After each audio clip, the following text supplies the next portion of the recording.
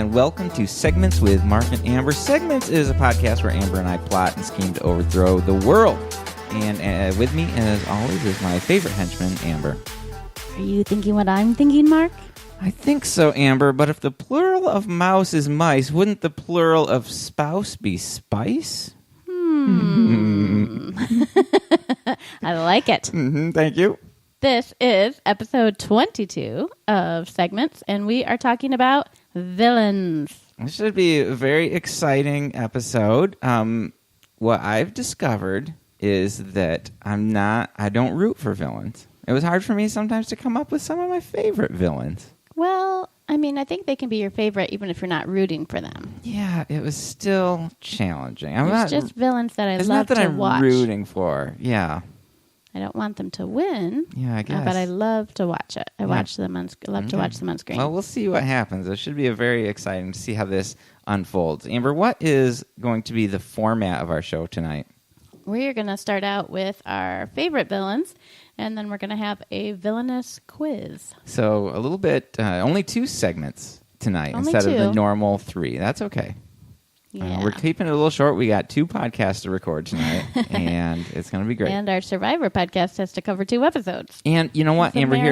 Here's a surprise third segment. Short history of Villainy. Really? Yeah. There is a serpent in the garden. Ooh. Boom. I'll tell you, one of my villains closely resembles him. Oh, really? Yeah. Serpentor? Is that a villain? From G.I. Joe. Oh, wow. Yeah.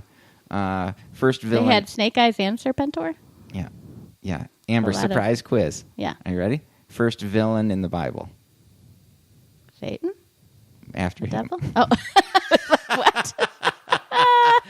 First human villain. I mean, I'd say Cain. He's the first murderer. I think that's it. Yeah. I think you've done it. Well Not done. gonna stump me. Yep, you did it. Good job. And so, as always, we would love to hear from you guys. If you want to communicate with us or follow us in all of our crazy adventures on the internet, you can find us. Try to keep up. Yeah, good luck.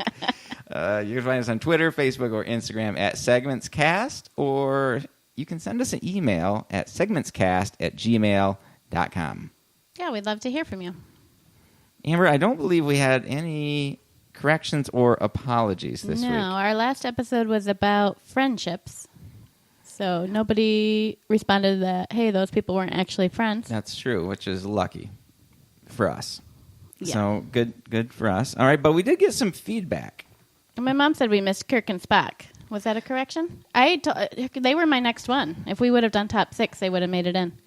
Kirk and Spock have an awesome friendship. I really appreciate the new generation as well. Zachary Quinto and Chris Pine. Yeah, I like it because it's interesting. So is it a correction? I don't think it's a correction because it's like saying, are our opinions right or wrong? Okay, you're right. Not a correction. It's subjective. Just feedback. It's just another... Yeah, let's put that down in feedback. Okay. Hey, Amber, it's time for feedback. Again? Yeah. It's been forever. Yeah. Okay. Didn't your mom have some feedback? Are you going to edit that other part out? No, I was just being funny. I was just doing one of my jokes. Whoa. So what we do in improv is yes and. Oh, good. Did your mom have some feedback? Yes, and we already covered it. Good job, Amber. So our good friend of the show, Bobby Joe, sent us some feedback via text. And here's what she had to say about friendship. She said, I think some of the ease of friend making when we're kids is the time built in at like school too. Shared experience helps create relationships, and with adults we have to be way more intentional about it.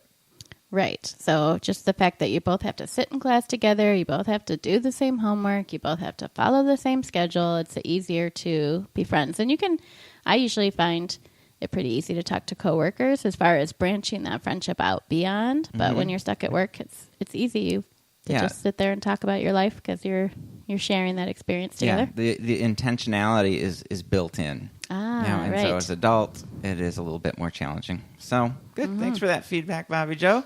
We also had Callie Fielding. She said, thank you guys for the laughs. She said it right. We love Callie. Yay. And she said, well done on that quiz, Amber. I would have failed epically. Actually, I heard that from several people my brother Adam did pretty well. He only didn't know 2 of them, I think. Okay. So I think you tailored that for me. Like you kind of looked up my shows, but I loved it. It was like I had been training my whole life for that quiz. Yeah, So tonight's quiz is maybe less tailored towards you. Okay, so maybe it'll be a little bit more challenging, but that's coming up. So awesome. Thanks so much, Callie. We always love your friendly and encouraging feedback. Absolutely. So, Amber, what is making you happy right now? Oh, what's making me happy right now is a little something called Arrested Development. See what I did there? I did. Final Consequences. What did they say? Final Frontier. Is it Justice? No. No, it's... I don't know. But it's season 4 on Netflix. Yes, and the thing is, people, it's been remixed. You probably know this if you're a Arrested Development fan, but it's an interesting, quirky show. It's on Netflix. It was on Fox, I believe, for a couple of years, and I would try to tune in here and there and think, like, these are funny people. I should like this show. And I was always so incredibly lost. I had no idea what was going on. So finally, I started watching it. 4? No. This is originally when it was very first on the air. Okay. So I started watching it after it went to Netflix, and it turns out it's brilliant. It's one of the funniest things I've seen, but you do need to watch it from start to finish and not skip a single episode because it constantly has funny jokes and callbacks, and it's very intentional in its humor. So it's really funny, and they had 3 seasons, very successful. Then Netflix took it over and made a 4th season, and they did it really weird.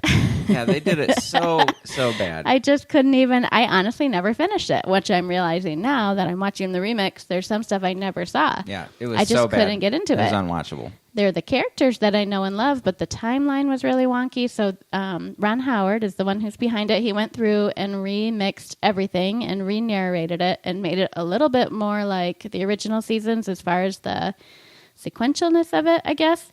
And we've gotten a lot of laughs. We're almost done with season 4. And so season 5, which I'm assuming will be a normally mixed it has to be show to start with, it comes out in like 2 weeks. Yeah, it's been a great show. I'm really glad that they redid it. I wasn't super excited, about watching it because I thought it was kind of garbagey the first time I watched it. But just season 4 you thought was season garbagey. 4, so it's much better. Yeah, so seasons 1, 2, and 3, I was a late adopter of Arrested Development as well, but it is great. And then for some reason, Fox canceled it. Must not have been getting the ratings, but they just canceled a couple other shows. They canceled Brooklyn Nine-Nine, and everybody freaked out, and they brought that back. On NBC. On NBC, but they canceled the show we prefer even more, Last Man on Earth. Last Man on Earth. Nobody has been campaigning to bring that back. No, I don't really campaign about things like that, and so maybe I should have I think it's you. Really rallied it. Yeah. Yeah, what's the main actor's name on that?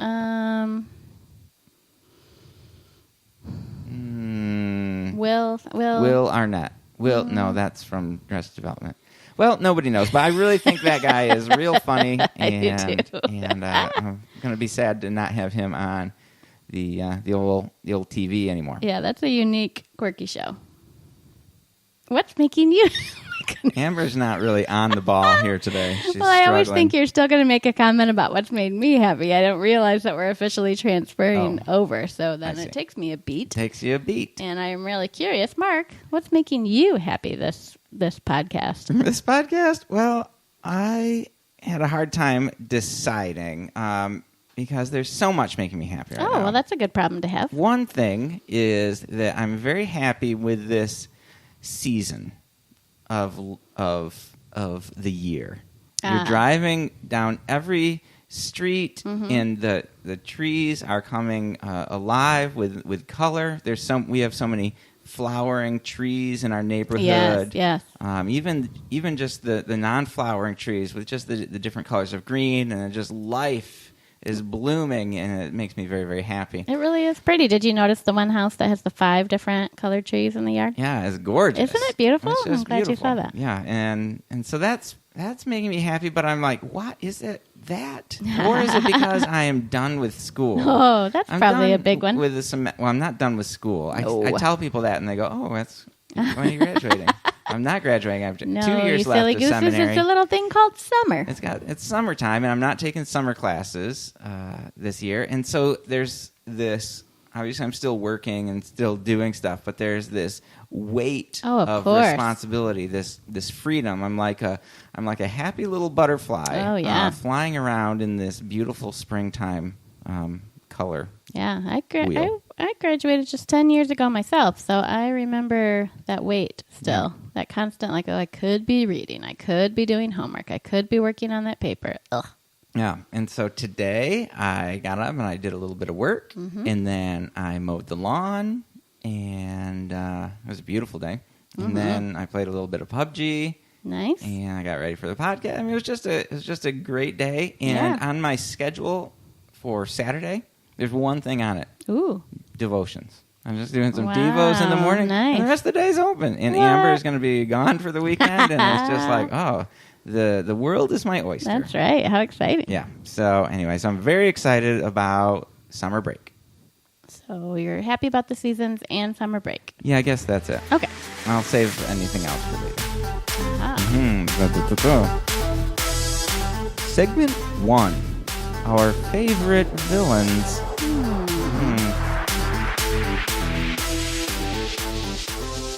So this time we're going to do something a little bit different. We're not doing our classic top 5 that everybody loves. Yeah. I mean, I get so much feedback. People are like, I love your top 5s. Could you do more? Could you do top 6 or 7? And I'm like, you know what? No, we can't.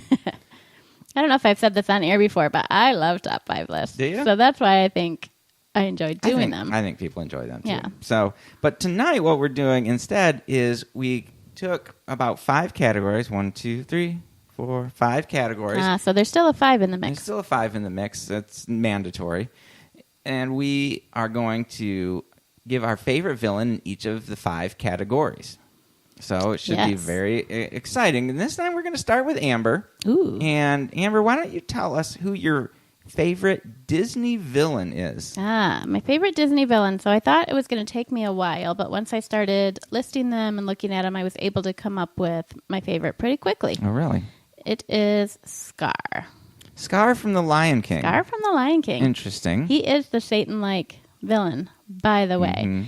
So I watched several clips of Scar in preparation for this, and he was kind of the younger brother to Mufasa. Mufasa's the king. He was kind of displaced and bitter about it. He ends up tempting Simba to go check out the elephant. Simba's the young prince lion, to go check out the elephant graveyards, and that is where he orchestrates the stampede, and Mufasa tries to save Simba, does save Simba, but dies in the process, and then Mufasa blames Simba. Yeah. But when he's tempting him to go to the elephant graveyards, he says, all this land is yours. You could go anywhere you want. Oh, except for that one spot. Aren't you brave enough to go there? Why would Mufasa say you couldn't go there? Interesting. You're going to be king. You should get to go anywhere you want. Very temptory. Very temptory. And then to just throw it right back, it was all him. He orchestrated everything, and then he put it all on Simba that he's the one who killed his father. And if he wouldn't have done this, his father wouldn't have died. And Simba runs away, and the whole Pride Lands fall to waste. Scar, being in charge, just destroys everything. Apparently they have a drought without Mufasa. I don't know. There's no vegetation. The hyenas are overrunning everything. It's crazy. That is crazy. And so here's the big question. Was his name Scar even before he got the scar? Was he scarred in birth? Was it a birth scar, a birthing scar? We don't know how lions give birth. I could Google it, but I'm not that interested. Yeah, sometimes human babies get kind of stuck in the birth canal, so maybe the birthing lion had to claw him out. Yeah, and the midwives have those sharp claws, and maybe it was an accident. Exactly.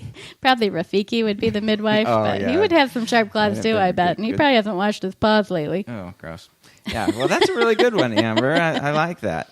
My favorite Disney villain is, I really tried to not be cliche. I had some runners up. I just couldn't say, oh, that's my favorite villain. I was like, who almost made it? Shere Khan from because he's so devious and in control. Yes, yes. And villains that are in control are sometimes even scarier. Worried. Exactly. Love him. And then the Horned King from the Book of Three, what did they call it? The Black Cauldron. Oh, was that's terrifying. Disney. He was so scary. And I really liked him, but my favorite has to be Jafar. Yeah. He's just so great. He's just this classic bad guy, and I love his little parrot sidekick, Iago. Yes. And he's got this plan to overthrow the king. And kind of classic villainy he's plan. just a classic villain. He doesn't have any... There's like... No, we don't know any motivation. We don't know anything. Like, he's just like... Power. He just wants power. So I was at a anime convention with our daughter, Molly, and this lady was talking about writing stories, and she used Jafar as like a bad example of a villain because he was so one-dimensional. Oh, I see. There was nothing really good about him, right? There's nothing that made you root for him, or not root for him. That's not, but like you kind of want your bad guy to have some like quality to see. Oh, well, that's kind of why he's going in that direction. But I just, in a Disney movie, I'm not worried about that. And I wonder how many Disney movies have a villain that you can relate to. I think that's part of the attraction for kids, especially, is you've got your absolute good and your absolute bad. With Frozen, Anna or Elsa was supposed to be a villain, and then they made her have a reason behind her actions and whatever, and they did some testing, and she was so popular that they rewrote some of the story and redeemed her. And now, I mean, obviously she's even more popular than Anna. Yeah. So they tried to give the villain some heart, and she ended up being a hero. Yeah, I love that. So the guy, I can't remember. I think his name is Hans or something. Yeah. Who is the real bad guy. Like, he almost made my list of... Really? Because I love Frozen so much. Oh, it is a good movie. And I was like, oh, man. But I was like, I can't make him my favorite bad guy just because I like the movie so much. He was just a stuck-up jerk. That was his bad guy like stuff, a stuck-up jerk. Yeah. Yeah, and he tricked somebody. Remember, he tricked the girl to marry him or something? Oh, yeah. That's a horrible thing to do. Yeah, it was bad to do. So, anyway, he didn't make it either, so Jafar. Yeah. But I also talked about all my other ones. So, Amber, who's your favorite Star Wars villain? Well, this one was hard. Holy cow, there's a lot of them. You think, well, who else? There's Darth Vader. What? Maybe the Emperor. No, there's a lot. I can't remember what I said. Oh, yeah. So I said Admiral Thrawn. Oh, that's a good one. But that's kind of an expanded universe. He did show up in Rebels a little bit, but I don't know if he held up to his name. He was the main bad guy in the last season. That last season of Rebels then. He's done a lot of books, Star Wars novels. If you kind of think you might be interested in that, I would definitely recommend the Admiral Thrawn books. I think the author is really good of those books, and he's just kind of one of these guys that knows everybody's move before they make it. Yes. He is very calm, cool, and collected, but very evil and overthrowy, and I don't know. In the books, he also had these little lizard things, the Ysalamiri. Oh, yeah, they could siphon the Force or block the Force. Yeah, block the Force or something. So even the Jedi couldn't get to him. He's very, very rich, very powerful. Yeah, I just enjoyed all of the stories about him. Yeah, in the expanded universe, there is a lot of making the Jedi very, very powerful and then going, I wonder how now what do we do? Yeah, because literally nothing could hurt them. Nothing could stop them. Eventually they brought in the Yuzan Vong from another galaxy, and they were immune to the Force. Oh, nice. Anyway, nice. That'll do it. Yeah, this was a tough one for me, and I didn't want to go with Darth Vader. Too easy, too obvious. And there's something so classically sinister about the Emperor. Yeah. So terrifying and confident. Again, kind of like Shere Khan. But what I decided to go with was Darth Maul. Darth Maul, as you will remember, we saw first of all in Phantom Menace, episode 1. And he was so menacing in the scary horns and the scary face tattoos. Oh, yeah. And he was a real BA fighter. Yes. And so this was that first episode where we actually see incredible lightsaber fights. And the double lightsaber. Lightsaber. That was incredible. Oh, I just remember seeing that. That's so exciting. Oh, yeah. And just his kind of again, outside of that, like he goes into kind of a beast mode there. When he's fighting, he's all over the place and jumping around. But when he's with the Emperor, he's very calm and collected, and he's spying. Yeah. And so I like that in a villain. And so I just think he's great, and it's a bummer that he got cut in half, in episode 1. Spoiler alert. He died there. Or did he? Yeah, he did come back for many seasons in Clone Wars. Yeah. With the spider legs, and that was I think cool. that's a fun storyline. It was very, very cool. And so, there's my favorite Star Wars villain, Darth Maul. So my runner-up was, get this, Senator Palpatine. Senator Palpatine. Not Emperor Palpatine. Interesting. Why do you like the Senator? Well, I just kept thinking of the scene. They're in the big council, that big room where everybody's in these floating pedestals around the Senate. Galactic Senate. Yeah, there you go. And he convinces Padme to vote for a vote of no confidence in Chancellor Valorum. Oh, so and good. it seems like just this weird little political move. Here's Naboo, this little planet, this Trade Federation thing. Doesn't seem like it should even affect everybody else. She's going to vote that the current chancellor needs to be replaced. It doesn't feel like it's going to be a big move, but that move toppled the entire galaxy, right? Awesome. And he knew what was happening, and he just seemed like this humble, pious, whatever. Yeah. I just want to help little Naboo. I just want to help. Oh, my goodness. He's so evil. That's great. All right. Pop quiz, Amber. Okay. Palpatine's first name. Jordan. No, it's Sheev. Oh, it's so close. You were very close. It's Jordan never mentioned, Palpatine. It's never mentioned in the movies, but it is in the book that just came out a couple years It ago. would have been so cool if I knew that. It would have been incredible. All right, we are cooking. That's great. I love it. Amber, you want to know what my favorite Marvel villain is? Yes, I sure do. It was immediate. I had an immediate answer Well, for that's this exciting. one. And then now I'm wondering. Oh man, it's tough. Now I'm wondering. Well, maybe you can just say it was your go-to. My go-to was Hela from Thor Ragnarok. Oh my gosh, she's so scary. She was incredible. She also felt unstoppable. She just smashes Mjolnir. Spoiler alert. Man. Nobody's even supposed to be able to touch that thing. Exactly. Wow. He throws it at her. She grabs it and breaks it. Yeah. And she is interesting. Again, completely in control. Yes. And the way she kind of dominates over that kind of scared that guy that she kind of makes her henchman. I can't remember his name. The guy who took over for Heimdall. Yes. And she's just and she's powerful, and she's just cool. And anyway, so I just thought she was the best Marvel villain in all the movies that I saw. She just head and shoulders above everybody else. I thought she was great. was also very tall. She was also especially when very she had her tall. horns. Who was the actress who played her? Oh, I don't know. I can't remember either, but she's great. Kate Blanchett. Yeah. Yes. Look at Look you. at me. 2 points for me. Real quick, my runner-up. Yeah. Season 3, Agents of S.H.I.E.L.D., when Grant Ward came back as Hive. Oh my gosh. The arc of That was a Hive great arc. was incredible. And the thing that puts it over the top is that final episode when there's this kind of prophecy that somebody is going to, whoever has this cross or something, is going to die. We see a vision or something. Okay. And this necklace cross gets passed Oh, between that's right. all the It's good guys. floating or something. Yeah. And so there's this kind of somebody's going to sacrifice themselves. Yeah. Somebody's going to die.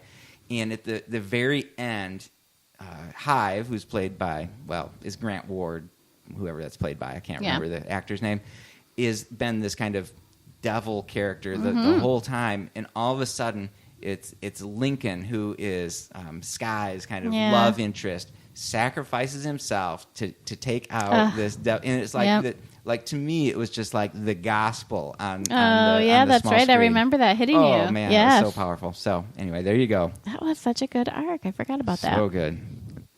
We're a little behind on this season of Agents of S.H.I.E.L.D. Definitely. Amber, who's your favorite Marvel villain? I went with Loki. Loki. I could have guessed He's a that. trickster. I don't even know if he's a villain all the time. He's one where I kind of do root for him. Mm-hmm. I definitely don't want him to be permanently dead. He might be. Rumor is he might be. I think he is. Maybe Tom Hiddleston is just done, but I think that's who I think of when I don't know the comic book Loki, but I think of Tom Hiddleston. I just think he did an amazing portrayal. I love the back and forth between him and Thor. I've brought that up before, but I just like that you're never quite sure with Loki. You don't know, is he making a good choice this time? Does he mean what he says? In the most recent movie, you think...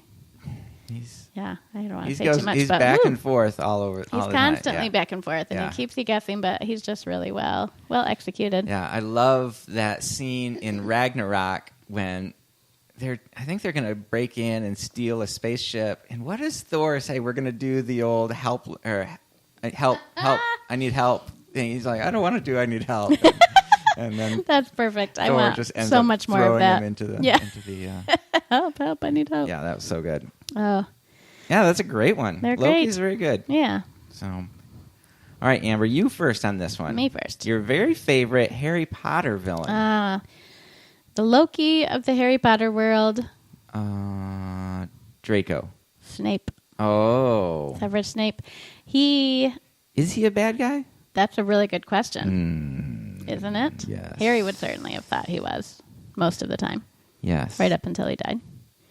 So but it was spoiler alert if you don't know the Harry Potter world. It was his love for Harry's mom, right? That kind of pushed him down that dark really line. Pushed him too far. Yes. He took it too far. He shouldn't have been obsessed with somebody who went on and found a different love. But he was horrible to Harry for the first 5 books.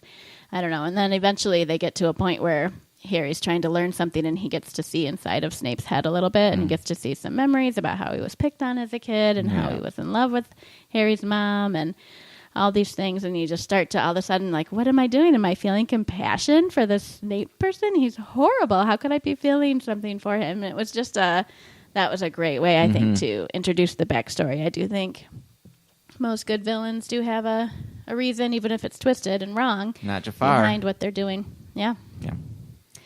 That's a good one. Yes, I do like him. I did like him, and I like like you said, he's fun to kind of hate throughout most of the movies, and then you kind of learn that backstory. He even kills Dumbledore.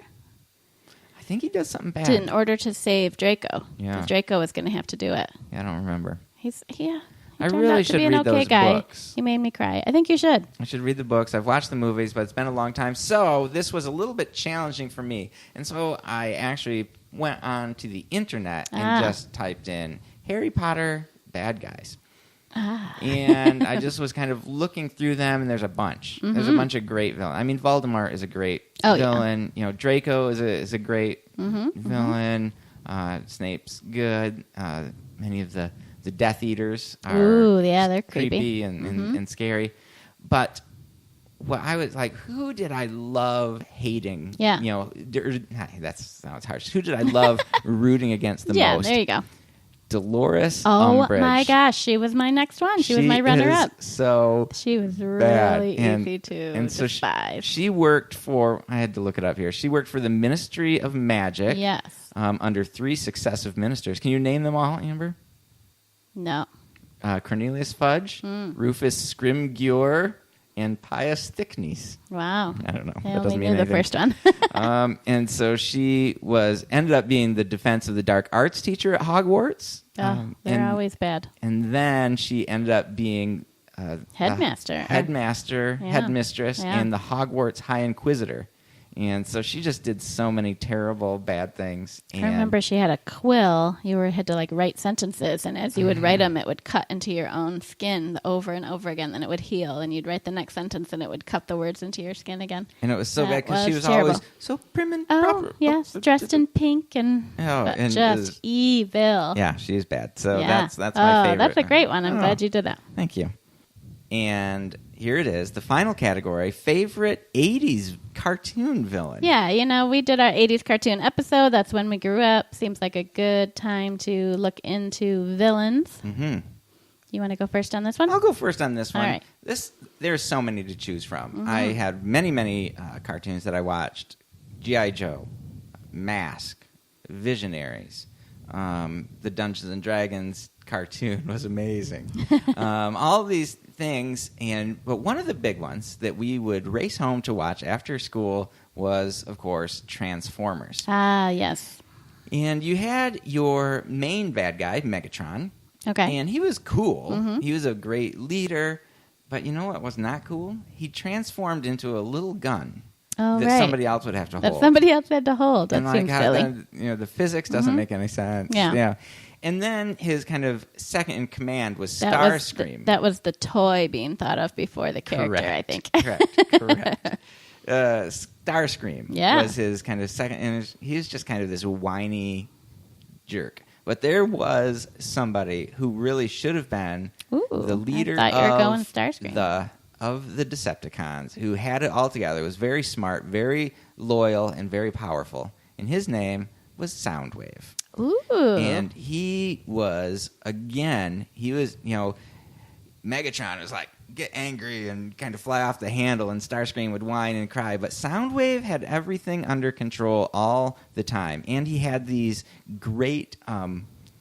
he would transform into like a tape player, like a boombox. so much cooler than a gun. Yeah. But the toy was awesome. But inside his cassettes was a pterodactyl robot and a wolf robot. Yeah, those were something else. And they were so cool. And he had a big gun on his shoulder, and he was purple. Yeah. And he was so. And who knows? In some of the cartoons, maybe in the comics, he may have taken over the Decepticons at some point. Yeah. I do think that he kind of went over to the side of the Autobots for a while when they had a common enemy. I mean, we were allowed to have him as a toy, so I feel like he had to have been a good guy at some point. I can picture it, like I can feel myself transforming the little tapes, and you did it so often they got kind of loose. Yeah. That was great. Wolf. Yeah. So, my favorite, Soundwave. What about you? Well, I had two because I don't have super clear... I didn't have one that just immediately sprung to mind. So one of them is No Heart from the Care Bears. Mm-hmm. Here's a picture of him. Oh, he doesn't have a face. Yes, so you watch that when you're kind of little, and he's scary. He doesn't have a heart. Everybody else has hearts, and there's these Care Bears movies that really got a lot darker than the show. I mean, the show was just but the Care Bear movie. I mean, they really had to get together and do some tummy staring. I didn't even think about the Care Bears. It didn't even cross my mind. I didn't watch most of those shows that you listed. The other one is Dr. Claw. Oh, from Inspector Gadget. Yes. So I was also not a huge Inspector Gadget fan just because I found him annoying, and I found it annoying that his daughter Penny knew everything better than him. It's like, what a horrifying situation to be that much smarter than your dad. So I don't think you ever saw Dr. Claw. No, you only saw his hand and petting the cat, but I just love the idea that this evil bad guy is just petting a cat. I kind of feel like that's what Austin Powers was making fun of a little bit with Dr. Evil. Yes, Dr. Evil. So he just was an enjoyable villain. It looks like he's got a cocktail here in the picture and just petting his cat. I love that. Yeah. Awesome. That's a great one. Well, Amber, this was so much fun. I liked it. It's a little bit different than our top five. I was able to sneak some other ones in there. Mm-hmm. So that was great. So you guys can let us know on social media, Facebook, Twitter, Instagram, at SegmentsCast, or you can send us a Gmail, segmentscast@gmail.com. Let us know what your favorites would be in those categories or in a whole new category. Absolutely. If you tell us your favorite, then we'll tell you what ours is inside that category. Yes, absolutely. That was awesome. Segment 2 of Villainous Quiz. Ooh. All right, Amber, as you know, people are clamoring about our quizzes. Yeah. And this is another one of them. I did. Remember last time I said I was answering so quickly, I wondered if people wanted a chance to answer. Mm-hmm. And you said they could just pause. So Adam he was thinking that. He was like, oh, she's answering so quickly. Like, oh, I could just pause it. And then you said, oh, they could just pause. Yeah. So I'll try to not jump in with my brilliant answers immediately. But okay. Well, I think this one's going to be a little bit more challenging. Okay. I didn't tailor this one to you as much, but I probably did. I mean, there's a lot of villains in 90210. I could have made the quiz impossible. Yeah. But I didn't do that. Okay, and so basically what I'm going to do, I've got 9 questions here. Okay. I'm going to ask you a question, and and then I'll give you, most of them have 4 options, and you just give me the correct answer. Okay? Are we going to play for someone? We are going to play for someone. We are going to play. Hey, it's Mother's Day. We got back-to-back mom sticker potential winners. Okay, great. We'll see. But if you leave us feedback, you might be entered in to win next time we have a quiz. So get on it. So, Amber, you need to get 5 of these correct in order to win a sticker for Laura. Okay? Okay. There's how many together? There's 9. Okay, gotcha. This villain hatches a plot to turn all the world's leaders into mutants. Is it Red Skull, Magneto, Doctor Doom, or Galactus? When you say mutant, I mean the only franchise, the only one of those people that I know really is Magneto, but I know that he is in favor of the mutants. He wants mutants to take over. He'd rather have mutants than humans, so I'm going to go with Magneto. Amber, you are correct. Woo-hoo. That was the plot of the original X-Men movie. The original one, huh? Way back then. Way back then. All right, here we go. This villain with a whip-smart sense of strategy plans to maneuver the police and FBI into becoming his accomplices in crime, tricking them into cutting the power of the building they're in and allowing him to access an otherwise impenetrable vault. Ooh. Was this General Francis Hummel, Thomas Crown, Oh. Hans Gruber, or Danny Ocean? Oh. Okay. So tell me the choices again. General Francis Hummel, Thomas Crown, Hans Gruber, Danny Ocean. Okay. So there's Danny Ocean and Thomas Crown. Those are both thief movies. Mm-hmm. But I feel like this was the plot line on CW's The Arrow. Mm-hmm. And so I feel like the only name that fits with that is possibly Hans. I'm going to go with Hans Gruber. That is correct, Am Amber. I? But Wow. that is the plot of Die Hard. Really? Hans Gruber is the famous. Oh, careful! He is the famous villain. Oh, no. Antagonist from Die Hard. So you got it right. So they cut the power to what? To that giant building they were in, so he could get into the vault. Yeah. They cut the power to a police station in Arrow. There you go. And I feel like there was somebody with a whip. But it wasn't Hans Gruber. I just got to it the wrong way. You got to it the Sorry, wrong way. Nerds. I Sorry, didn't know nerds. the answer. All right, well, you're doing good. Laura's in luck so far. But do they get easier? I don't know. This villain and his cronies relentlessly pursue John Cusack throughout the movie in order to get his $2. Billy the Paperboy, Stevie the Paperboy, Ooh. Jamie the Paperboy, or Johnny the Paperboy. Oh, man. That's a tough one. To leave out the Paperboy part. What were the names? Billy, Stevie, Jamie, Johnny. So I don't think it was Stevie or Jamie. I'm going to go with Johnny. You are correct. Ha! See, that one I changed it up. You weren't looking for the plot. You were No, looking I for was the right away name. like, it's the Paperboy, duh. It's the Paperboy. Oh, there's more to it. Number 4. Are you ready? You're doing so good. Thank you.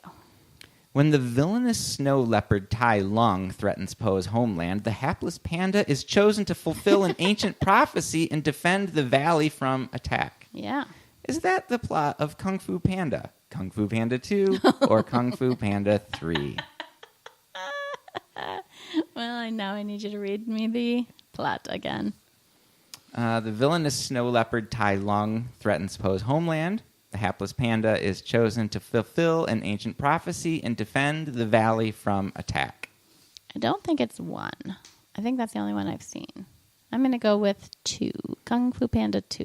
Oh, very close, Amber. It was actually Kung Fu Panda 1. Really? That was the original. Man, I don't remember a snow leopard. Boom. I tricked her. Finally. You don't remember the snow leopard? That was the bad guy. He must have worn clothes. Like Poe. Yes, they all did. Okay, number 5. Villain Orson Krennic fooled his friend Galen Erso into researching what under the pretext of researching sustainable energy? Stygium crystals, Kyber crystals, Hridiu crystals, Rylith crystals.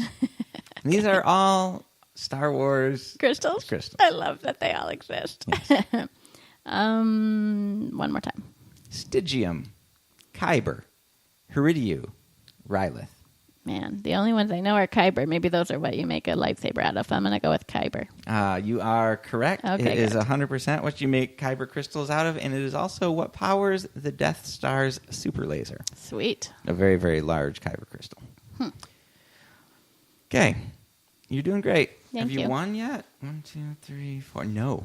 You still need another one. So this could go poorly. In Buffy the Vampire Slayer, this villain seduced Willow to the dark side of magic and uses her magical influence to push her closer and closer to the edge. Faith, Dark Willow, Glory, or Amy?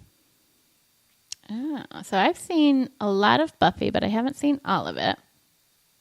I don't think it's Faith. Who was the third one?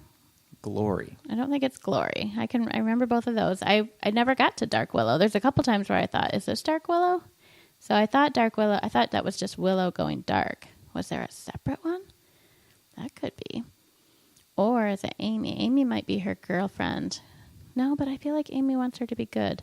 I'm going to go with Dark Willow. Incorrect, Amber. It's Amy. Amy was apparently a cheerleader. It was a friend, and then she turned and ended up having magical powers or something. Interesting. I'll have to finish that show. Yeah. So, Ooh, this is I good. marked. This is I noted keeping it. that you got it right, but you did not. You're so You got used it. to marking. Exactly. Correct.